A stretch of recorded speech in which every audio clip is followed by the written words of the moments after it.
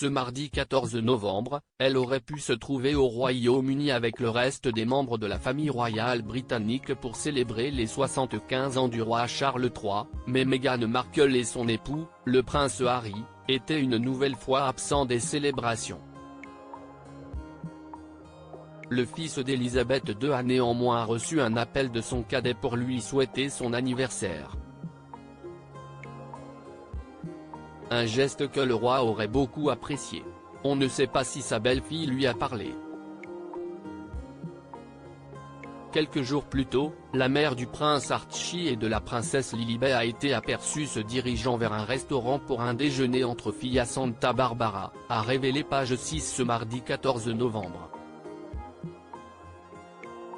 Et Meghan Markle avait ajouté à sa tenue chic, composée d'un short en toile de couleur kaki et d'un pull à col roulé noir, une broche en émail en forme de coquelicot, mettant ainsi à l'honneur les anciens combattants, à la veille du Veteran Day aux États-Unis et du jour du souvenir au Royaume-Uni.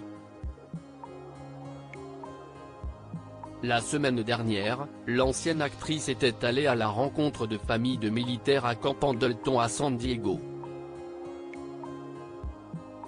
Meghan Markle honore les anciens combattants. Si elle a quitté sa vie au Royaume-Uni, Meghan Markle a quand même trouvé une façon touchante de rendre hommage aux anciens combattants britanniques dont fait partie son époux. Après son déjeuner, elle s'est arrêtée dans une boutique de vêtements pour faire du shopping sous le soleil de Santa Barbara. Ce n'est pas la première fois que la duchesse de Sussex apparaissait avec un coquelicot sur sa tenue. Lors de sa visite à Camp Pendleton le 7 novembre, elle en portait un, cette fois, il était rouge, tout comme au moment de l'ouverture d'un centre d'entraînement de la Navy SEAL Foundation avec le prince Harry quelques heures plus tard.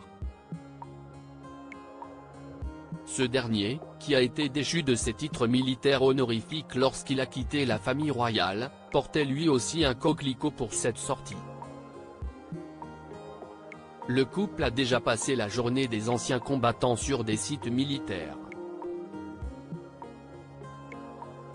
En 2021, ils étaient à la base aérienne McGuire dans le New Jersey et en 2020, ils avaient visité un cimetière militaire à Los Angeles. Article écrit avec la collaboration de 6 médias Crédit Photo, Backgrid USA.